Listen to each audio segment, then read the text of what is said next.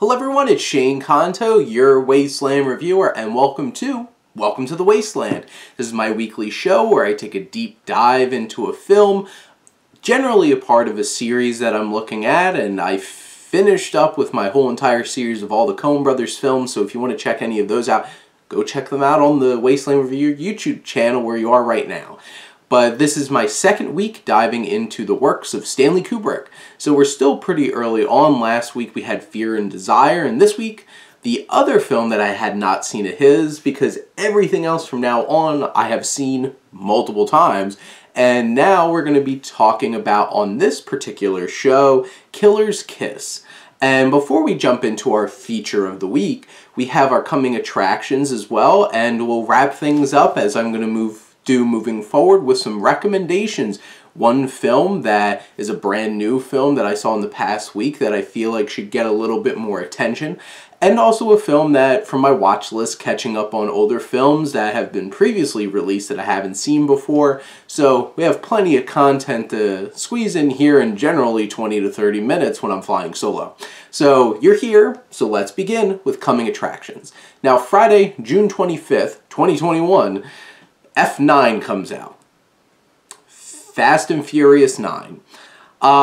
This is not my pick for most anticipated. I have seen, I guess now, 4 Fast and Furious movies in their entirety, proper series. I've seen Hobbs and Shaw. It's the only one I own because I really enjoy Jason Statham and The Rock. Neither of them are going to be in this movie. But John Cena is, and apparently Han, because I've seen Tokyo Drift at least. He died. We'll find out.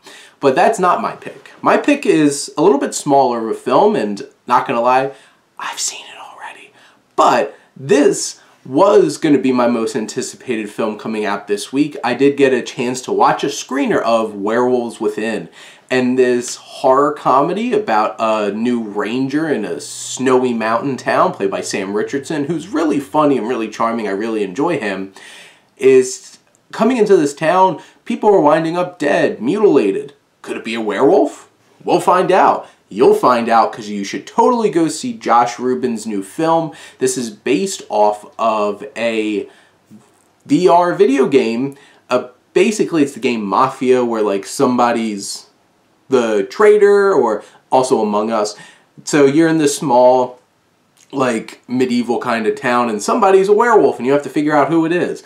This takes that idea, and it's like a murder mystery. Who done it? And are they a werewolf? And it's dark comedy, it's fun, it has a crazy cast with like some character actors like Wayne Duvall, who's Homer Stokes in Oh Brother, Where Art Thou? And he was in Prisoners and a whole bunch of other things. And then Harvey Guillen, who is Guillermo from What We Do in the Shadows, so he's always fun. Glenn Fleshler, who's a really creepy guy in a lot of things. He's in Barry and the first season of True Detective, and he plays like this mountain man with a giant beard. You won't even recognize him. But this is such a fun idea, and even before seeing it and really enjoying it, this is something that's really piqued my interest. And I'm like, could this be it? Could this be the greatest video game movie of all time? Low bar set. But I'm pretty confident I would consider it, so you should go check it out. So, but go check out Werewolves Within. Hopefully you find it somewhere coming out on the 25th that weekend, and show it some love. Give it some support. But those are my coming attractions for this week. Now it's time to jump into our feature film, which is Killer's Kiss. And this is Stanley Kubrick's second feature-length film. And here we're dealing with Kubrick, who created the story for this. Howard Sackler is uncredited as the screenwriter, and Kubrick, also writer on the film. This is shot in beautiful black and white. And Frank Silvera, who was in Fear and Desire, is back in here as this like gangster guy, because this is a boxing film, and we have this boxer's story, and he winds up falling for this woman who's trying to get away from her gangster boyfriend, and you know, in this hour and 7-minute movie, a lot of mayhem happens. So, I'm gonna shy away from giving away too much, but generally I do spoil the films on the show, so warning. I know this is one of his films that probably not a whole lot of people have seen, so if you want to go in blind, go check it out and then come back and hear what I have to say about it. But specifically with this film, we have a framed narrative as we have our main character standing in a train station talking back to all the things that have led him up to this point as he's trying to get out of town. And you have this like noir narration. This very much feels like a film noir of the time, and it's just beautiful black and white. There's so many shots of like people smoking, like the smoke in the light and the shadow and everything is crisp. It's beautiful. There's very fluid camera movement. We're setting up. We see our boxer getting prepared for his fight. He has a girl living across the way, and you can see into her apartment from his window, and the camera's just following him through. We have this build up to the fight, crisscrossing between him and this gangster guy in his office at his nightclub watching the fight. The fight shot in a very intriguing way. There's a lot of intense close-ups. You see from like under, you have the fists flying and everything, and it could be jarring and intense and engrossing. It's not as like flashy as like Raging Bull, which might be some of the most artistically rendered boxing scenes in movies, and it's not quite like Creed, where you have like full like one takes of like a whole entire boxing match, but there's quick cuts, really montage of shots of all of these punches and intensity, and you have a knockout point of view shot at one point, which is really cool for the time. Especially the music is very like noir-y, very much filled with horns and stuff like that. There's a really crazy shot of a negative film shot going down a street that kind of shifts the gear of the whole entire film, and you could see that happening again in 2001: A Space Odyssey. So like these kinds of things were popping up even in Kubrick's mind in the mid-50s, which this film came out in 1955.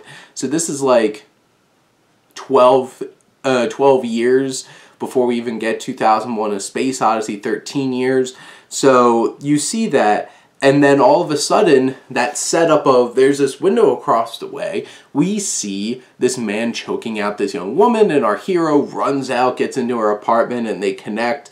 And throughout the whole entire thing is we get this flashback. So now we're in a framed narrative of him telling this story, of her telling her story. So there's a lot of playing with the narrative structure of the film, which is honestly pretty complex for the time, because you didn't see a whole lot of these things. Obviously, Citizen Kane wasn't the first one to do it, but really made it famous. But we have this flashback showing this toxic relationship that she had, and then she has this... Side note, there's a really creepy doll on her bed. Really distracted me. But that's just like a side thing and not really important to the point of the movie. But then we have this great shot of her. There's a lot of narration here. There's a lot of talking. And she's talking over her sister dancing. And you get her whole tragic backstory. And I thought that was a really interesting choice. There are a few like jumpy cuts that feel a little awkward in the film.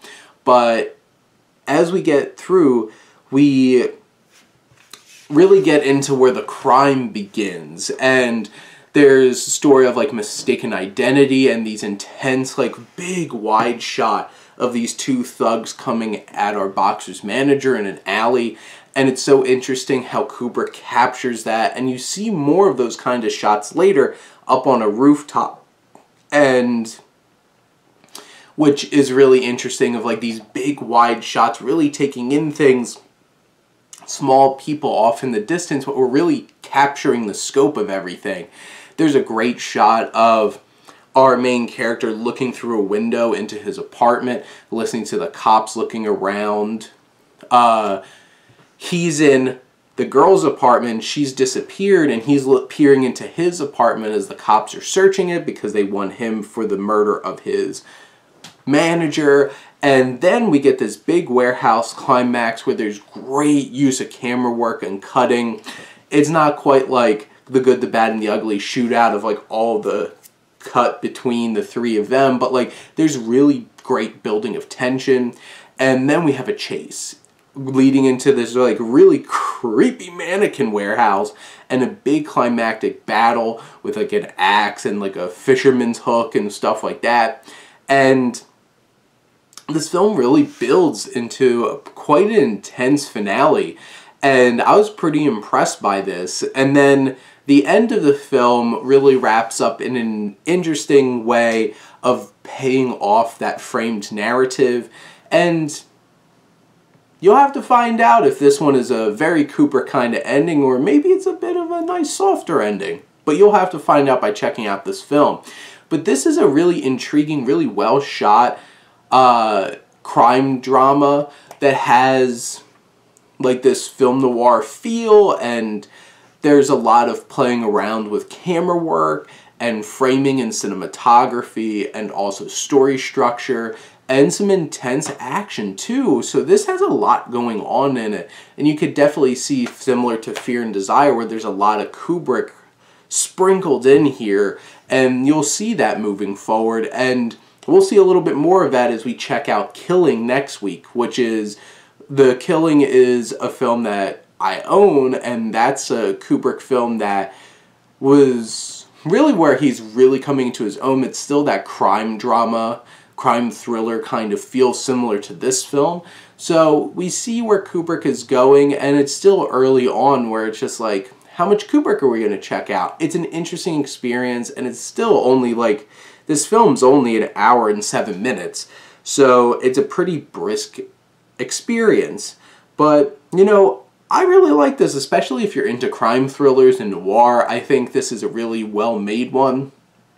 It doesn't necessarily have the deepest or most interesting characters or the most interesting performances, but from a technical standpoint and a story structure, there's a lot going on in this film, and I really appreciate it, and I would watch it again. But those are my thoughts on our feature of the week, Killer's Kiss. I definitely think this is like early Kubrick, where you're really starting to see him come into his own. And I'm looking forward to continuing this journey, because things are going to get weird. I'm a huge Kubrick fan, and I know what's coming, and if you haven't really seen a whole lot of his films, you're in for a treat, because we're going to get some crazy, incredible filmmaking as we go through all of his films. But now we're going to shift gears into our final segment, recommendations, and the new film that I saw recently, The Birthday Cake. And this is also a crime thriller. This is from writer-director Jimmy Giannopoulos, and it's about a young man played by Shiloh Fernandez, Gio, whose father had mysteriously died 10 years prior, and he's going through a night trying to get to his a family gathering to honor his father, and he's carrying a birthday cake the whole way, and he gets involved in like his cousin's out of prison, and there's crazy things going on. We have this narration from an Irish priest played by Ewan McGregor, and it's just a slice of life in the evening that really turns into a really intense crime thriller that's really impactful. Now, this is definitely low budget and really raw. It feels like, this feels like a raw film made in the 70s, just from his aesthetic. But you have a really crazy and intense story. You have an interesting group of actors like William Fichtner, Val Kilmer's in this, which is really sad to watch him at this point. Lorraine Bracco from Goodfellas and The Sopranos. We have Vincent Pastore from The Sopranos. And obviously he's known for playing Salvatore. And this is a film that has a lot of shocks and twists and turns and tension and intensity. You even have some fun scenes with like Luis Guzman popping up as like an Uber driver. And there's a lot going on here, and it's a bold early film for a writer-director. doesn't always come together, but it has enough shocks and intrigue and intensity to really keep your attention, and it just might surprise you. So I would say give The Birthday Cake a little bit of love. Go check it out. It's an interesting ride. And then I have my other recommendation, which is a film that's similar to one of the recommendations I talked about last week, Menace II Society. And both of them were recommended to me by my friend Mac Movie Reviews, so you should check out his channel and his Instagram page. But this is like, take Boys in the Hood and rack up the intensity. This is from the Hughes brothers and focuses on the life of this young man. A young street hustler attempts to escape the rigors and temptations of the ghetto in a quest for a better life. Him getting involved with falling for a young mother who his mentor basically knocked her up, and she's this young mother played by Jada Pinkett Smith. And you have some other relatively big name people thrown in here. You have probably, obviously the biggest one is like you have a small cameo by Samuel L. Jackson. But this film is intense. It's very raw. It doesn't shy away from showing the violence and the danger of living this kind of life and being involved in this kind of life. And it's very in your face and unrelenting in how it portrays consequences. This is a film that's going to be a giant gut punch. It'll punch you in the gut and punch you in the face. Same time. And you're just like knocked down by how intense and raw this film is. It's so meaningful, and this is a film that you need to see. And similar to Boys in the Hood, because it's like, as a white person who grew up in the suburbs, you don't learn about this kind of stuff. And where it's like, it really gives you perspective on systematically how unbalanced our society is, and the horrible traps that are laid for black men and women who have to grow up in these areas, and how hard it is to get out of there. And getting caught up in bad influences, and sometimes you don't have a figure in your life to really point you in the right direction. And this is a tragic story, and it's an impactful story, and it's so well made. It is something that needs to be experienced. So go check this one out if you have not seen it. And if you have seen it and just haven't watched it for a while, rewatch it again. Unfortunately, this is way too relevant. But between The Birthday Cake and basically between Killer's Kiss, The Birthday Cake, and Menace II Society, this was a pretty intense week of crime and thrillers and suspense and just all around gut punching. Then you have a horror comedy with Werewolves Within. Have a little fun with it. It's campy, it's fun. But obviously this last recommendation, Menace II Society, is not exactly fun. Wouldn't call this an enjoyable experience, but it's a really impactful film. So go check it out. And go check out the rest of the films that I talked about and show them all some love. But that's this week on Welcome to the Wasteland. I hope you all tune in again next week as we jump into The Killing and I talk about the releases for the first Friday of July. This summer is going by way too quick. But I appreciate you always for tuning in and always supporting your Wasteland Reviewer.